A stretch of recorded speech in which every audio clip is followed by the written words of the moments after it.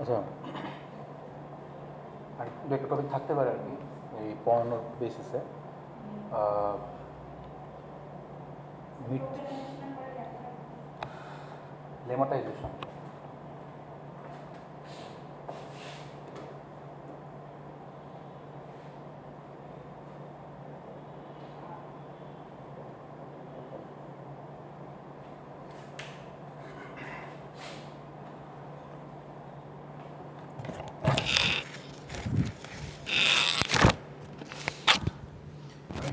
পরীক্ষার আগে আরও স্পেসিফিক করে দেবো যে কোনটা কোনটা ইয়ে করতে হবে। জাস্ট আমি তার ডট দিয়ে রাখছি যে কোটা পড়াইতে পারি ওই কোটা। তো এখানে বাড়তেও পারে কমতেও পারে। লিখছি অ্যানালাইসিস 3 স্লাইডস, 3 স্লাইডস লিখছি হচ্ছে যে ওই ইয়ার সহ অটোমাটা, ওই যে ওই ডিএফএনএফ এগুলো সহ আর কি। আর এমনি লিখছি অ্যানালাইসিস ওই যে ইয়াগুলো দেখাইছিলাম, মনে আছে কিনা, সব দেওয়া, অনেক অনেক আগেই দেওয়া।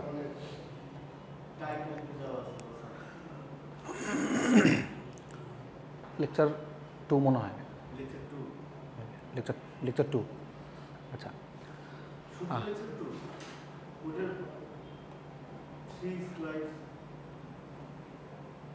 মানে লেকচার 2 থেকে শুরু আর কি, 2, 3, 4 মনে হয়। আচ্ছা আমি আরও স্পেসিফিক বলে দেবো নি। আচ্ছা এখন পয়েন্ট হচ্ছে যে কিছু, আমি জন্য কালকে সবাই আসতে বলছিলাম যে দরকার ছিল আসলে। এখন কথা বলবো পরে, হচ্ছে যে আবার পরে বাকিরা না 10 ব্যাচটা আর কি কালকে আসতে বলছিলাম। তো 9 ব্যাচ নেওয়ার চিন্তা নেই, 10 ব্যাচ নেওয়ার চিন্তা। তো পয়েন্টটা হচ্ছে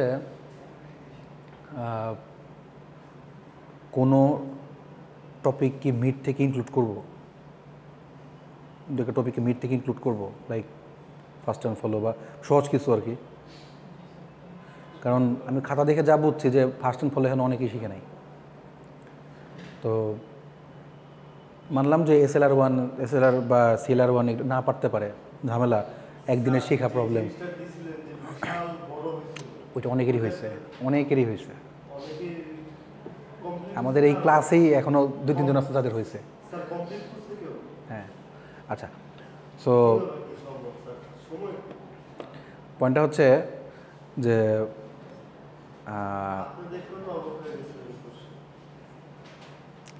আচ্ছা পয়েন্টটা হচ্ছে কি যে মাঝে মাঝে শোনেন, ওই কিছু কিছু সময় হয় কি, দু একটা মানে স্লাইড ভুল, মনে করেন যে প্রসেস ঠিক আছে, ঠিক আছে, তখন হচ্ছে ওই আসলে ভুলগুলো আমি ধরি না, মার্জনীয়, ওগুলো আমি করি দিই, ওভারলুক করি, দেখি যে প্রসেসটা ঠিক আছে কিনা বা ওয়েটা ঠিক আছে কিনা। আর পিছনের দিকে কিছু স্টুডেন্ট আমার খাতা দেখতে, মানে প্রথম দিকে কয়েকটা খাতা দেখতে কষ্ট হয়েছিল, অনেক লেখা, পরেরগুলো দেখতে খুব আরাম লাগছে, কপি, হ্যাঁ একই রকম লেখা সবাই, তো আরাম। এই প্রথম 5টা খাতা দেখতে আমার 1-1.5 ঘন্টা, পরের 20টা খাতা দেখতে 10 মিনিট, সো আরাম। থ্যাংক ইউ, ধন্যবাদ যে আমার কষ্ট কমাই দিয়েছেন আমার অনেকে, থ্যাংক ইউ। আচ্ছা শোনেন, যদি থাকেন, আচ্ছা ঠিক আছে, এখন দেখেন সমস্যা নেই। আচ্ছা এখন কি না আপনার বলেন, তাহলে এখন আপনার বলেন যে আমি কি তাহলে টুকটাক ওই ফার্স্ট ফলো কি কিছু করবো, কারণ হচ্ছে কি মানে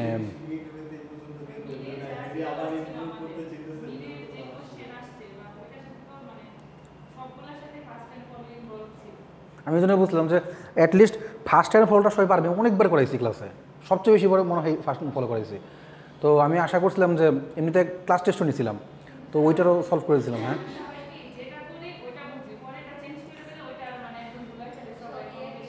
তাও শোনেন, আমি কিন্তু মানে ওই নেট বই এগুলো ঘাঁটি, ওই ঘাটে করি, হ্যাঁ, তবে কিছু জিনিস আমি নিজে তৈরি করি যদি অ্যাসাইনমেন্ট থাকে আর কি। তো এখন পয়েন্টটা হচ্ছে কি যে এই নেটে সবই আছে, আপনি নেট থেকে বই থেকে দেখতেই পারেন, ওগুলো প্র্যাকটিস প্রবলেম আর কি। আচ্ছা এখন যদি বলেন যে টুকটাক কিছু জিনিস অ্যাড করা যায় তাহলে আমি করবো, আর তা নাহলে আর মার্কস ওঠানো যাবে আর কি। এখন পরবর্তীতে ফাইনালে পরীক্ষা যে আবার অনেকে পরীক্ষার দিন বলবে স্যার এটা তো পড়ান নাই স্যার, এটা তো ভিডিও ছিল ডাইরেক্ট শিওর, আমি জানি তো, এটা হচ্ছে ঝামেলাটা। আমি এই জন্য সবাই ডাকছিলাম যে সবাই জানে আজকে আসে, at least most of the majority আসলে আমার জন্য ইজিয়ার হতো যে বিষয়গুলোকে আমি একটু অ্যাপ্রুভাল করে নিতাম আপনাদেরকে।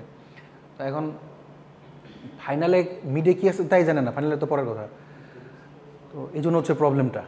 এখন আপনারা বলেন, আর একটা টপিক ছিল আমি মিডে শেষ করি নাই, ওই আনএমবিগাস থেকে এমবিগাস গ্রামার যেটা।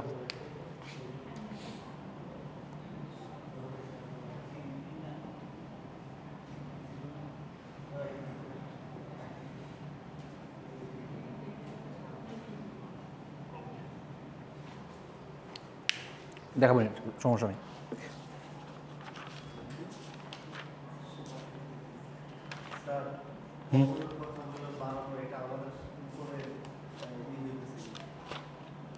আপনার ইয়া কই, বান্ধবী কই?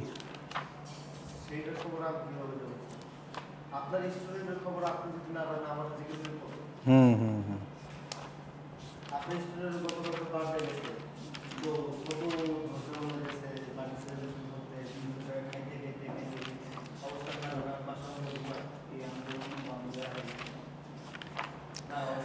আচ্ছা, ইয়ের কী অবস্থা? এই কী বলে, তানবীরের কী অবস্থা?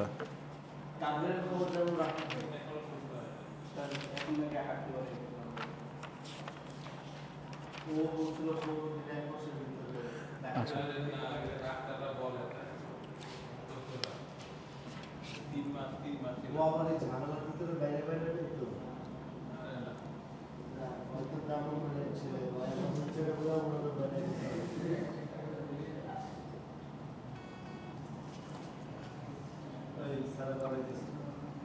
না এটা হচ্ছে কি সাপেক্ষে, যদি ক্লাসে পড়াই তাহলে ইয়া দিয়ে রাখলাম, যে যে জিনিস ক্লাসে পড়াবো না ওই জিনিস দেবো না, সমস্যা নেই। তো এখন হচ্ছে কি লেক্সিক্যাল অ্যানালাইসিসে মোটামুটি দুইটা দেখাইছি, ওই লেক্সিক্যাল অ্যানালাইসিস কি ওই পুরোটা দেখাইছিলাম, আর হচ্ছে টুকটাক এডিফে দেখাইছিলাম মনে না। আর তারপর একটা দেখাই নেই, ওটা একটু বাকি আছে। ইন্টারমিডিয়েট কোড বলছি, কোড অপটিমাইজেশনও বলছি, টার্গেট কোড জেনারেটর বলছি। টার্গেট কোড জেনারেটর একটা ডাইরেক্ট ইয়াতেই আছে, লাস্ট ভিডিওতে আছে, আপনাদের আমি দিয়ে দিছি ওইটা। TF-IDF মনে পড়েছিলাম ক্লাসে ইয়া করে। আর এনএলপি বেসিক হচ্ছে কিছু একটা টোকেনাইজেশন ভিডিও আমি দিছি ইয়াতে। আর লিমিটাইজেশন আমি জাস্ট বলছিলাম, ওই ক্লাসে বলছিলাম ইয়া প্রজেক্টের সময়। তো সমস্যা নেই, আমি আবার তাও ইয়া করবো নি, সিকোয়েন্সিংটা বাকি আছে, এইটা বাকি, এইটা বাকি। তো এখন সমস্যা হয় কি, প্রশ্ন করতে হয় 3-4 বার, হ্যাঁ, পরের টপিক খুঁজে পাই না। তো জানি না, মানে টেন্টেটিভ অথরিটি বলছে 21, এখন 25 হইতে পারে, জানি না, এটা ডিপেন্ড করতেছে হচ্ছে আরও সব ডিপার্টমেন্ট মিলায়, সব হেডরা ইয়া মিলায় হচ্ছে ডিসিশন নেয়।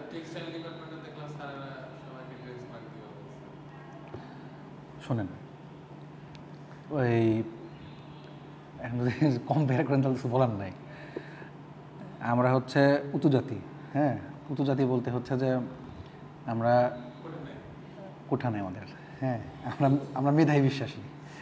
তো যে জিনিস ফ্রি পাওয়া যায় ওই জিনিসের তো ভ্যালু নাই। মনে করেন যে যেমন আমি কালকে বলছিলাম, সকলকে বলছিলাম যে যারা এবার কন্টেস্টে অংশগ্রহণ করবে, প্রোগ্রামিং কন্টেস্টে, তাদেরকে আমি কিছু মার্কস দিব, বাড়াই দেব। এই মার্কসটা কি, লাইক মানে কন্টেস্ট থেকে কোনো মার্ক ইয়াতে আসতেছে না, মানে আপনাদের এক্সামে যোগ হচ্ছে না।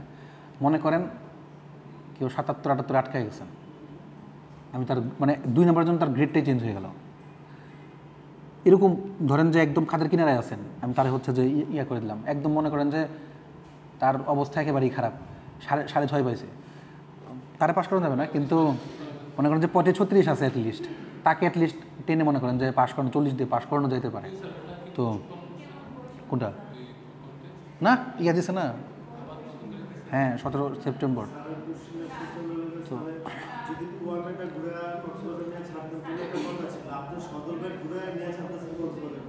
মোটেও না। তো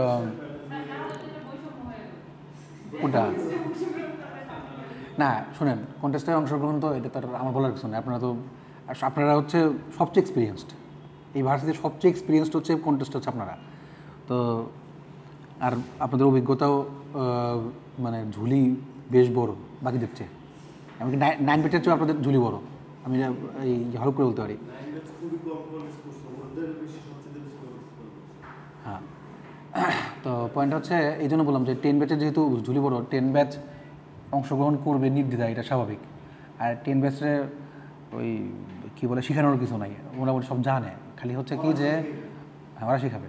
সো আমাদের কিন্তু বড় বাইরে শেখাতে পারছি। তো সো এটা হচ্ছে কি যে আবার নতুন করে যদি ঝামেলা হয়, কোনো প্রবলেম থাকে, কোনো ইস্যুস বের হয়, সেগুলো হচ্ছে আমরা দেখবো বা আবার রিওয়াইন্ড করাই যায়, ওটা কোনো বিষয় না। তো আমি চাই যে সবাই আবার বলতো আবার করুক, আপনাদের এখানে অনেক চ্যাম্পিয়ন আছে, সো দ্যাট চিন্তার কিছু নেই। তো আমি চাই যে যারা আছে সবাই করেন। আচ্ছা,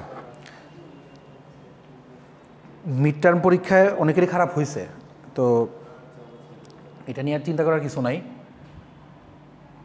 ফাইনাল পরীক্ষায় ধরে নেন 10-15 যাই পান সমস্যা নেই, বা 20 পান, 30 পান, এক্সট্রা কিছু মার্কস দরকার, তাহলে সেটা হচ্ছে কি প্রেজেন্টেশন। তো প্রেজেন্টেশনটা আমি বলছিলাম যে মিডের আগে যে কোনো একটা টপিক বলছিলাম, কিন্তু আরও স্পেসিফিক করছিলাম যে 3টা টপিক অ্যাসাইনমেন্ট দিয়েছিলাম। ওই অ্যাসাইনমেন্টগুলোর উপরে যাদের প্রেজেন্টেশনটা দিয়ে আর কি, ওই প্রেজেন্টেশনটা, কারণ অ্যাসাইনমেন্ট ওইভাবে দিয়ে লাভ নাই, অ্যাসাইনমেন্ট দেওয়া না দেওয়া সমান কথা। সো ওইটাকে যদি প্রেজেন্টেশন আকারে আমরা দিতে পারি বা বলতে পারি, ওইটা হচ্ছে ভ্যালু অ্যাড করবে, মার্কস কম করবে।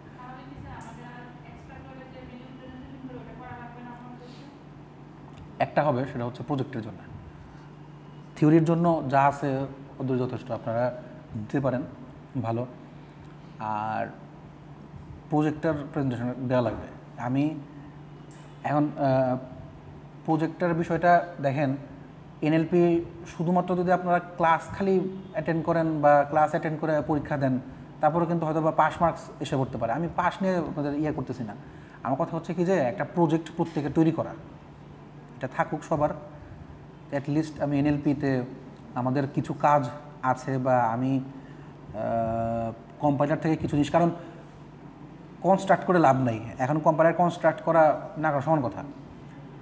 আমি চাচ্ছি যে এনএলপি যেহেতু এখন চলতেছে মার্কেটে, সো যে জিনিস মার্কেটে চলে আমি ওই জিনিসকেই আনি। তো এই জন্য চাচ্ছিলাম যে আপনারা প্রজেক্ট করেন, এনএলপির প্রজেক্ট। আচ্ছা, তো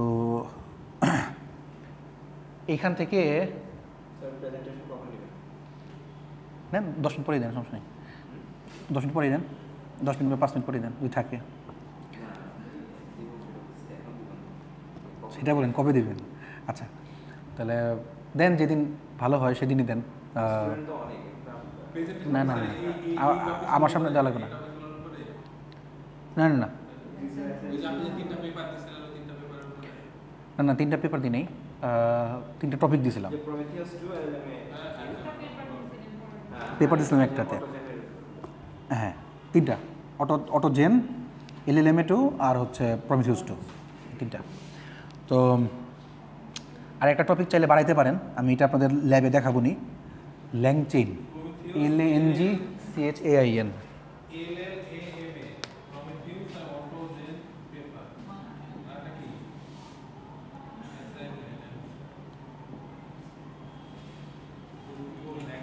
ল্যাংচেইনও আছে, বা ইয়াও করতে পারেন, বার্ট অথবা ট্রান্সফর্মার।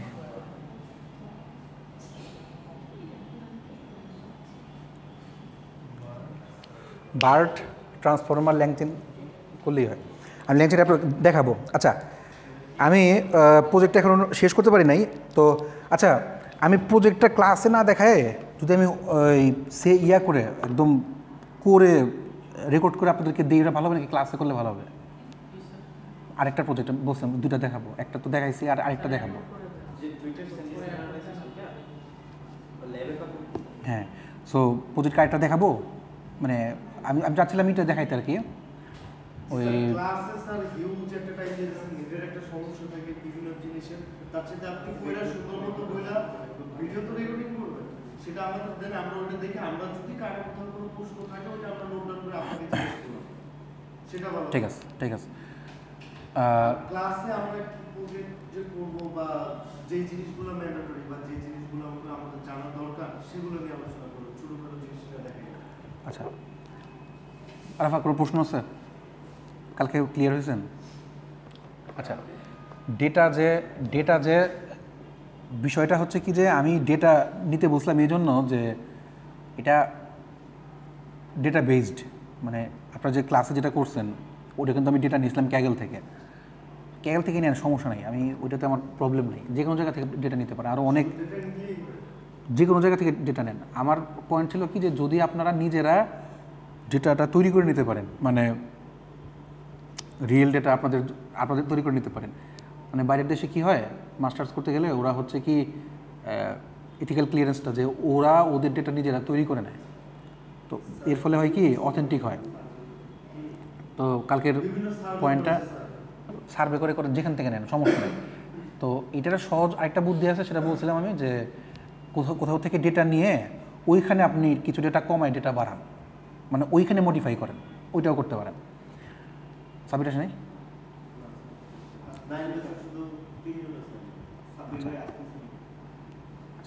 তো ডেটা বাড়ান, মানে ওইখানে আপনি মডিফিকেশন আনেন, সেটাও করতে পারেন। তো এটাও কিন্তু কারণ হচ্ছে কি যে ডেটা কালেকশন, ডেটা বা ডেটা ক্যাপচারিং এটা নিজেও কিন্তু একটা প্রজেক্ট। কেন বললাম, এইখানে অনেক কিছু করার আছে। আপনি কিভাবে কোন ওয়েতে কাজ করবেন এটা কিন্তু একটা শেখার বিষয়, লার্নিংয়ের বিষয়। তো এই জন্য করতেছিলাম যে, আর প্রজেক্ট আইডিয়া আছে আমার কাছে বেশ কয়েকটা আছে, আমি কালকে যদি পারি তো দেখাবো, নাহলে অন্য টপিক কিছু দেখাবো। সেটা হচ্ছে প্রজেক্ট আইডিয়া আমার কাছে আছে বেশ কয়েকটা, কিন্তু আপনি পারবেন কিনা সেটা হচ্ছে কথা, কারণ ওইটার জন্য আপনার ডেটা কালেক্ট করতে হবে। যেমন মনে করেন অনেক সময় খবর দেখেন না যে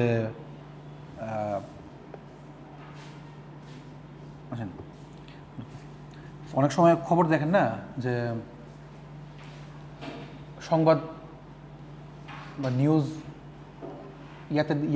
ইউটিউবে বা ফেসবুকে দিছে, যেটার নিউজটা হচ্ছে এরকম যে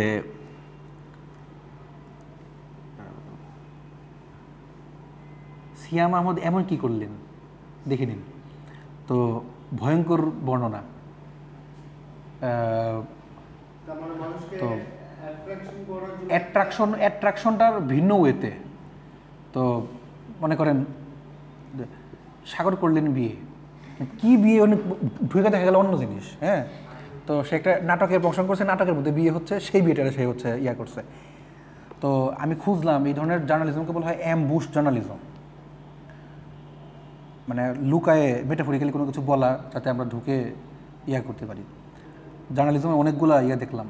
তো আমি যদি এগুলো কালেক্ট করতে পারি এই ধরনের তারপরে আমি মেইন খবর আর এই ধরনের খবরগুলোকে আলাদা করে টোকেনাইজেশন, সিস্টেমাইজেশন সব কিছু করে যদি বের করতে পারি, হয় কি না জেনুইন। আরেকটা জিনিস আমি করতে চাইছিলাম, কিন্তু এই জিনিসটা আমার পক্ষে মনে হয় করা পসিবল নাও হতে পারে। সেটা হচ্ছে কি, আমরা যেমন ফ্রড নিউজ কোনটা ওটা বের করতে পারি, ফ্রড নিউজ বের করা ইজি আছে, কিন্তু ফেসবুকে প্রচুর গুজব, এইটা কোনোভাবে ডিটেকশন করা যায় কিনা যে কোনটা গুজব। আমি এপিআই ফেসবুক দিবেন আমাকে, মনে করেন সব তো আর আমি পারছি না। মনে করেন যে কিছু গুজব থাকতে পারে, রিমোট থাকতে পারে, যে লাইক সংবাদ খবরে বলতেছে এক জিনিস অথেন্টিসিটির, আর ওই খবরটা হচ্ছে যে বুঝলাম। সো ওই খবরটা হচ্ছে যে আবার যখন ফেসবুকে আসছে বা কোথাও আসছে সেটা একটু ভিন্নভাবে একটু মডিফাই করে হচ্ছে দেওয়া হয়েছে।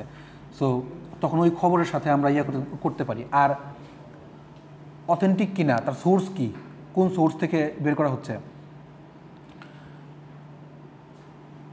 পাকিস্তানের একটা দেখলাম যে একটা লোক, মানে ইন্ডিয়ার গোয়েন্দা বাহিনীর, ওরা কিন্তু খুব ডেডিকেটেড হয়, রিসার্চ অ্যান্ড অ্যানালাইসিস উইং যেটা। তো এরা এমনও হয় আমাদের দেশে বা অন্যান্য দেশে 10 বছর 20 বছর ধরে দেশেই আছে, দেশে বিএটি করে বাচ্চা কাচ্চা হয়ে আছে, কিন্তু তার মেন খবর হচ্ছে, মানে মেন কাজ হচ্ছে এখান থেকে খবর সংগ্রহ করে অন্য জায়গায় দেওয়া। তো এতটা ডেডিকেটেড। তো পাকিস্তানে একজন এরকম সদস্যকে, মেম্বারকে তারা বের করছে, তার প্রোফাইলের কোড ল্যাঙ্গুয়েজ দেখে, মানে যে কোড ল্যাঙ্গুয়েজ করা পাকিস্তানের স্বভাবত মানুষ যে বইতে করে বা ইন্টেলিজেন্সের যেভাবে হচ্ছে দেখা যায় ওইভাবে ল্যাঙ্গুয়েজটা করা না, প্যাটার্ন মিলাইছে, প্যাটার্ন মিলে তারপর দেখলো যে এটা কিছু ইন্ডিয়ার সাথে মেলে এবং আরও কিছু জিনিস দেখলো। আমার কথা ওই ল্যাঙ্গুয়েজ থেকে সে কেমনে বুঝলো? তো যাই হোক, মানে আমার এখান থেকে আমার মনে আসলো যে তাহলে কিছু শব্দ ওয়ার্ড হচ্ছে যে ওই টিএফআইডিএফ যেটা, তো ভিক্টোরিয়ার, সো এখান থেকে যদি আমি ফ্রিকোয়েন্সিগুলো বের করতে পারি তাহলে আউটপুট আসা সম্ভব কিনা। আবার ধরেন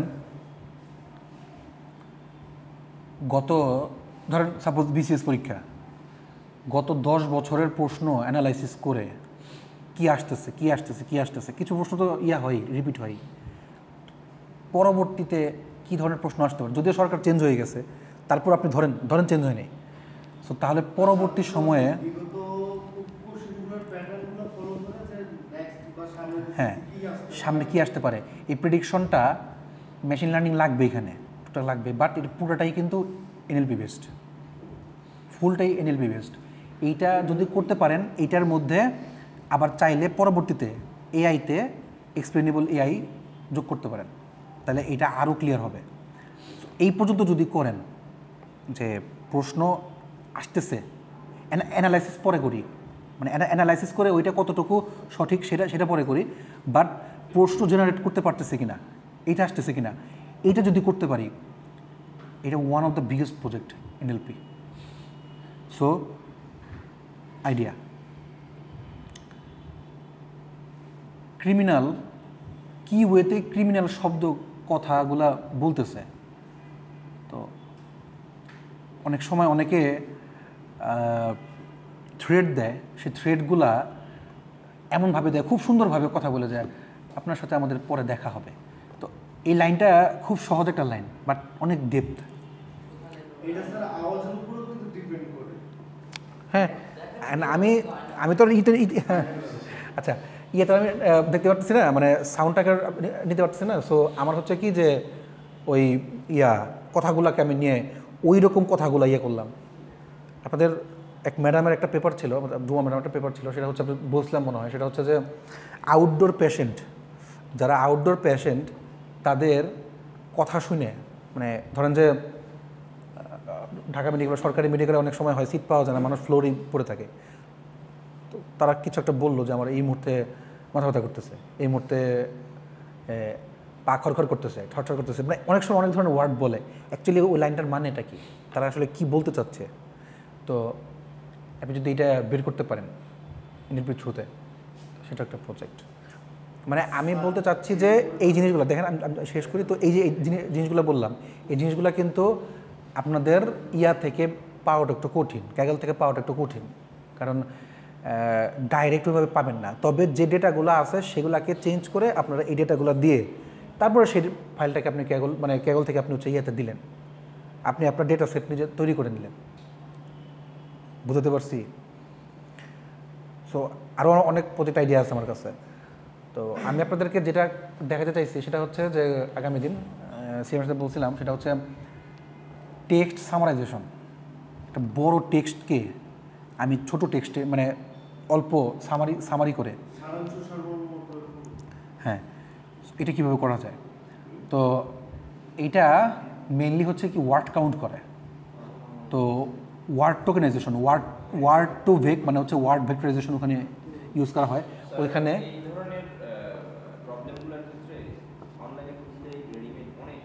হ্যাঁ দেখেন কোনটা, আমি যেটা বললাম,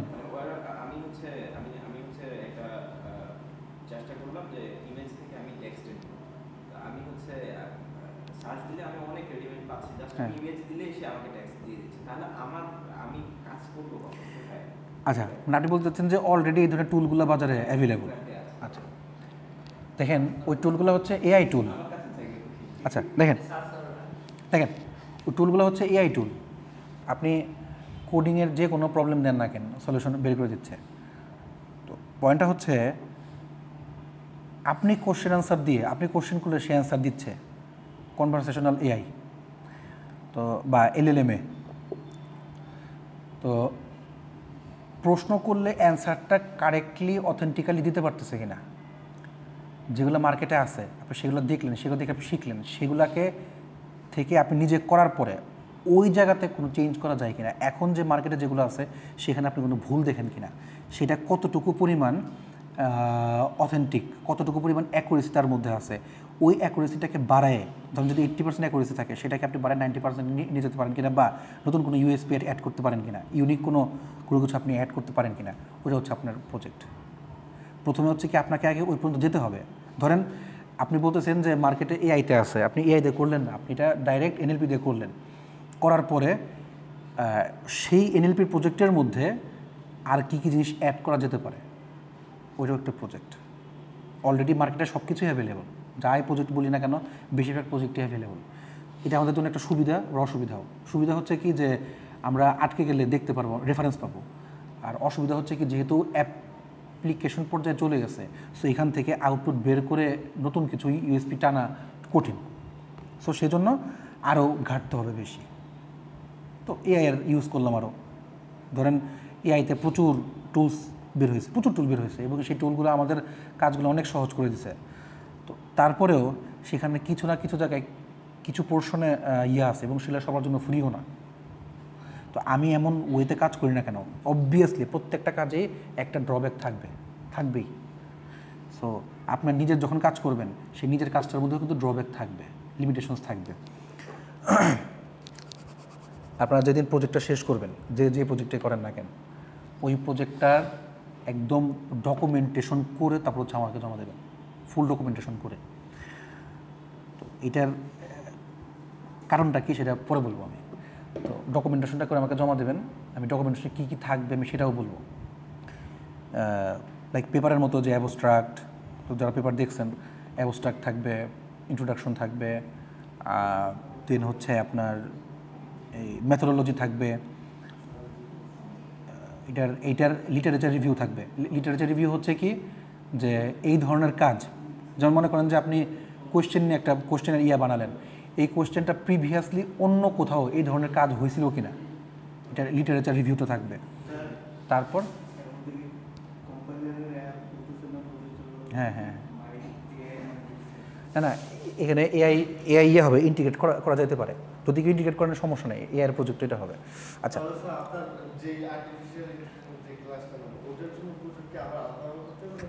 এনএলপির প্রজেক্টটাকে যদি আপনি করেন, এনএলপির প্রজেক্টটাকে যদি শোনেন, বুদ্ধিমানের জন্য ইশারাই যথেষ্ট, আর কিছু বললাম না। আচ্ছা, তো ওই এইখানকার জন্য যদি কোনো প্রজেক্ট বা কোনো ইউজ করতে, যেমন মনে করেন যে টেক্সট সামারাইজেশন, এটা ল্যাংচেন দিয়েও করা যায়, বার্ব দিয়েও করা যায়, ট্রান্সফরমার দিয়েও করা যায়, এমনিও করা যায়, এমনি জাস্ট কোড করে করা যায়, কয়েক রকমের আছে, 5-6 রকমের আছে। তো তাহলে আমার জন্য কোনটা অ্যাপ্লিকেবল? আমি যখন এইটা ঘাটতেছিলাম বেশ কয়েকদিন, আমি নিজেই পাজল হয়ে গেছিলাম যে কোনটা দিয়ে করলে আসলে ভালো হয়, কারণ ল্যাংচেন সম্পর্কে আমরা জানি না কিচ্ছু। এটা কিন্তু এআর একটা মডেল এবং সেটা এনএলপিতে ইউজ হয়, কিন্তু বার্ট হচ্ছে ডাইরেক্ট মডেল, আপনার হচ্ছে এনএলপির মডেল, জানেন নিশ্চয়ই বায়োবার্ট। আচ্ছা, ওইটা সমস্যা নেই। একটা আছে এনিয়ার, দেখ ওইটা বাদ দিই, অনেক মডেল আছে, প্রচুর মডেল আছে। তো আচ্ছা, যেটা বলতেছিলাম যে ওই মেথোডোলজি দেবেন, তারপর হচ্ছে আপনার ইমপ্লিমেন্টেশনটা দেবেন, কী কী কাজ করছেন ওটার রেজাল্টটা দেবেন, আর দেন হচ্ছে কনক্লুশনটা দেবেন, আর লাস্ট হচ্ছে রেফারেন্স। তো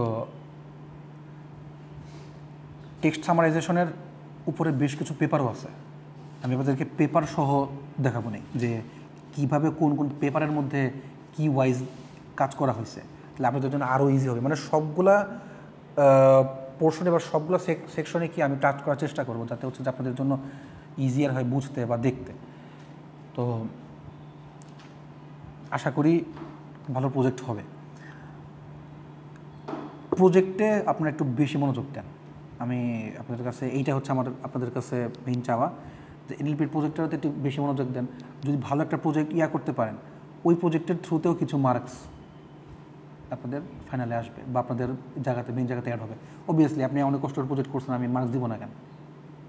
মার্কস দিতে বাধ্য, অবশ্যই মার্কস দিব। সো রাখতে পারছি কথা? সো এটাই হচ্ছে কি আমার মেনিয়া ছিল। এখন আপনারা কে কী প্রজেক্ট করতেছেন? এখন মনে করেন যে যদি 21 তারিখে হয়, ফাইনাল হয়, ফাইনালের সময় তো আর পড়াশোনার টাইম নেই বা কাজ করার টাইম নেই, যেহেতু মাঝখানে প্রায় একটা মাস চলে গেছে, আমরা তেমন কিছু করতে পারি নাই।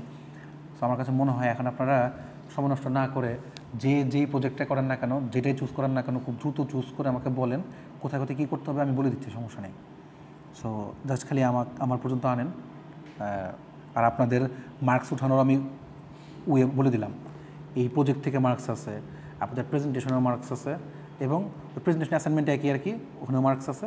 আর 3 হচ্ছে প্রোগ্রামিং কন্টেস্ট, এখানে মার্কস আছে। সো আমি আশা করবো প্রোগ্রামিং কন্টেস্টে সবাই অংশগ্রহণ করবেন। একদিনের জন্য খুব বেশি আমার মনে হয় না প্রবলেম হবে, আশা করি। দেখেন আবারও বলতেছি বিষয়টা হচ্ছে কি, দেখেন 13, 14, 15 ওরা যারা, ওটা আমি জানি, ওটা আমি জানি। আপনাদেরকে আমি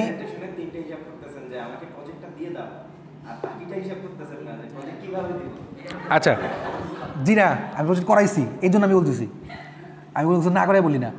তো 2 নম্বর বিষয় হচ্ছে কন্টেস্ট ডেটা আমার দেওয়া না, অথরিটির দেওয়া। তো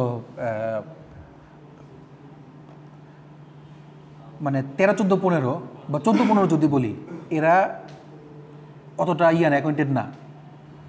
ওরা করতেছে, ওদের পড়াশোনার ধারা আপনাদের পড়াশোনার ধারা অন্যরকম, এটা আমরা জানি, কারণ আপনাদের এখন ফাইনাল ইয়ারের দিকে এসে পড়ছেন, আপনাদের কমপ্লেক্সিটি বেশি। বাট এটার সাথে আমি যে একটু আগে বলছিলাম, এটার সাথে এটাও সঠিক যে আপনারা এক্সপিরিয়েন্সড, এইটাকে অস্ত্র ধরে আমি কাজ করতেছি, যে যারা এক্সপিরিয়েন্স তারা অ্যাটলিস্ট জানে যে কী ধরনের লাগবে, কী পরিমাণ সময় লাগতে পারে। 1 much is very little time, আমি এটাও মানতেছি। বাট ওই এক্সপিরিয়েন্সটাকে কাজে লাগিয়ে যতটুকু পরিমাণ পসিবল যে নিজেকে একটু পুশ করা, ততটুকু করা আর কি। 5 জনই করুক, 6 জনই করুক, আমার প্রবলেম নেই। কিন্তু আমি চাচ্ছি যে আমি চাচ্ছি যে আসুক, সবাই আসুক, যে 6 জন যে করতেছে, ওই 6 জনের আগ্রহ দেখে যে আরও 6 জন আসে, চেষ্টা করে। আপনি কন্টেস্ট নিয়ে 7 দিন খাটলেন, সমস্যা নেই তো, আসবেই না, আপনি যদি বলেন না কেন আসবে। এটা হচ্ছে কি যে যার পার্সোনাল ব্যাপার, এটা আমি জানি।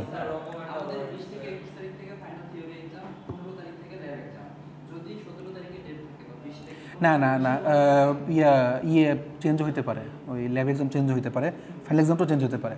তো না 21টা না কন্টেস্টের জন্য না, কারণ ফাইনাল পরীক্ষা হইলে তো 5 ডিপার্টমেন্টেই হবে, আমার একার প্রোগ্রামিং কন্টেস্টের জন্য তো আর ইয়াটা পেছাবে না। সো ওইটা হচ্ছে কি যে আমরা ডেটটাকে আমাদের মতো করে করে নিব, চেঞ্জ করে বা করে নেব, যেহেতু এখন 17 তারিখে ফিক্স হয়েছে বলছে আর কি, জানি না এটা ঠিক থাকবে কিনা, কারণ অনেক সময় চেঞ্জ হয়। কিন্তু অথরিটির কথা হচ্ছে কি যে এবার এটা করতে হবে, কারণ এখন অথরিটির সিদ্ধান্ত, আমি যেহেতু জব করি আমার তো করা লাগবেই। তো এর মানে এই না যে আমি আপনার চাপাই দিব কোনো কিছু, প্রেশারাইজ করবো, ফোর্স করবো, তা না। তো যার নিজের মন মানসিকতা থেকেই আসবে। কিন্তু আমার কথা হচ্ছে কি যে অংশগ্রহণ করাটা, এটা অংশগ্রহণের জন্য অ্যাটলিস্ট আপনি 5-6 দিন পড়লেন, কষ্ট করলেন, আবার জিনিসগুলোকে রিওয়াইন্ড করলেন, এতটুকু পর্যন্ত যদি আমার করা যায়। বুঝতে পারছেন? আমরা স্যার অনেকবার চেষ্টা করেছিলাম